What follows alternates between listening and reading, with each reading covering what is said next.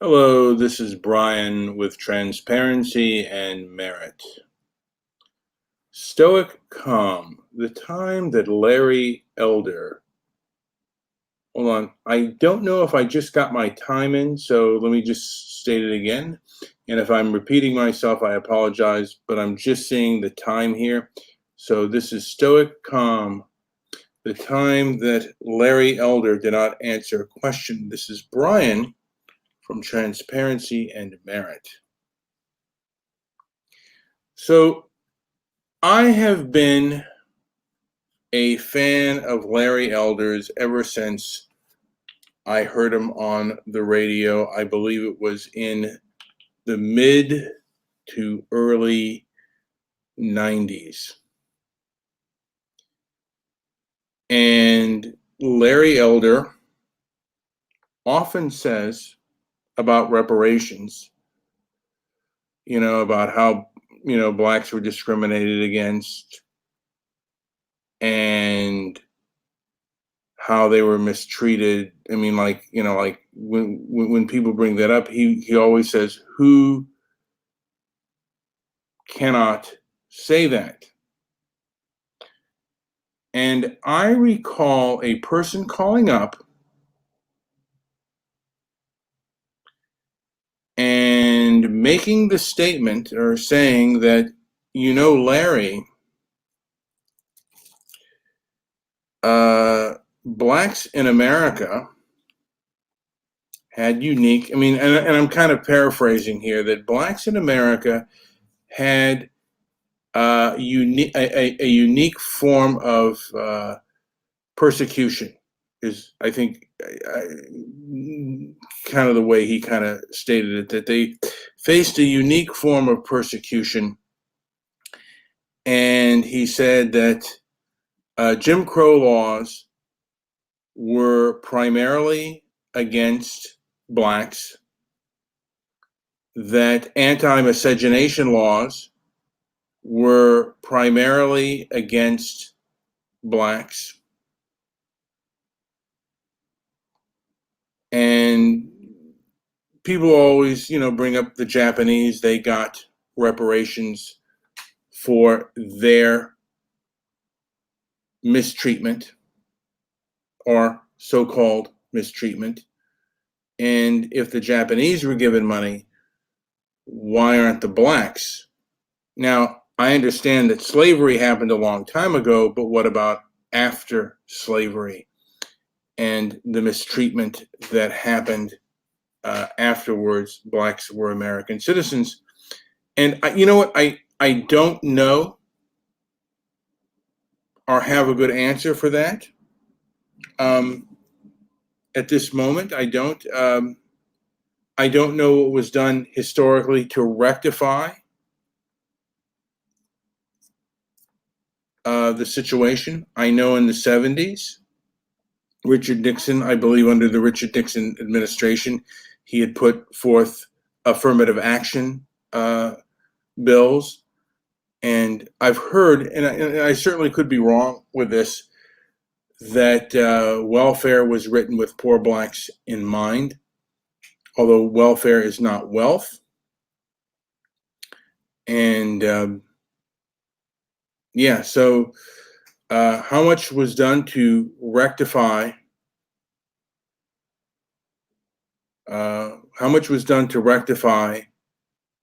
for blacks? And Darren says, and Darren's in my thing, blacks were kept from buying homes in nice areas until the 1950s, and I believe it was until the 1960s in most cities, and some would say even till the 1970s. So perhaps they were denied, there is a lot of evidence that they were particularly denied the right to the American dream.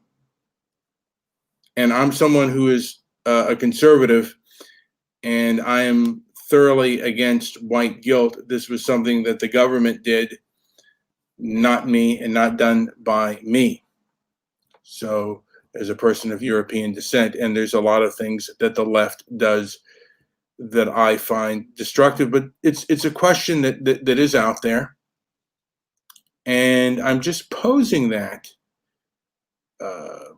that blacks in America faced unique discrimination,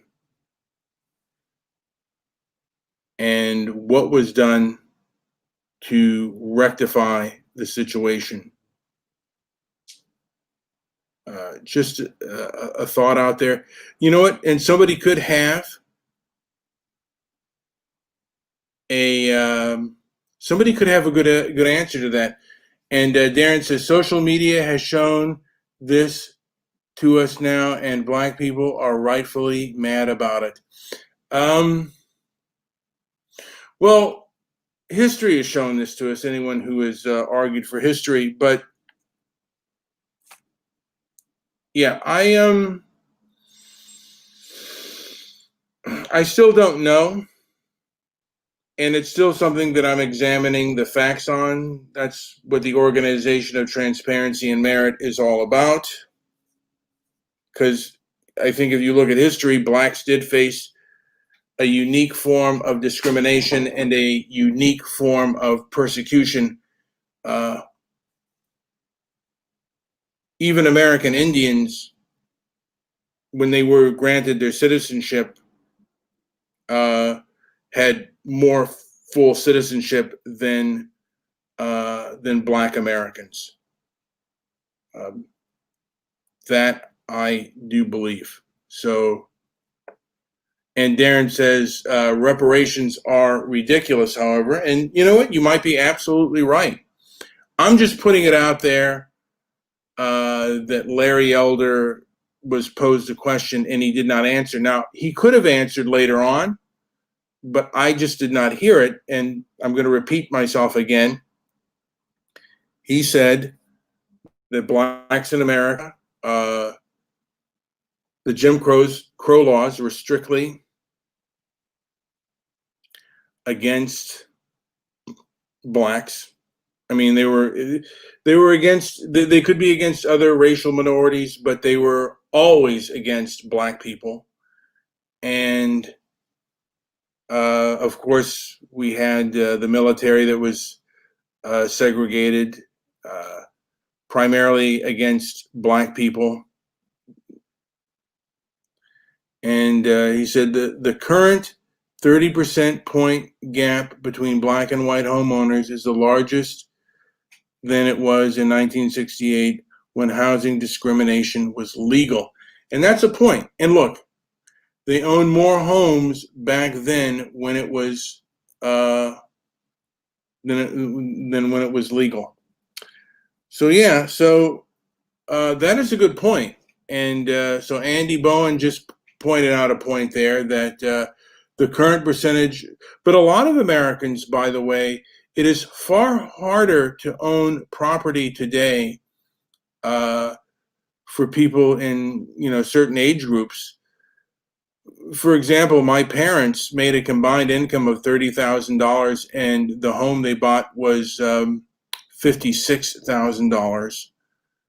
And my great aunt, her husband made $9,000 a year, and his home was $11,000. So homes were a lot easier to buy back then than they are today. The home and one of the reasons that has been floated around is the Community Reinvestment Act, which made home prices go through the roof.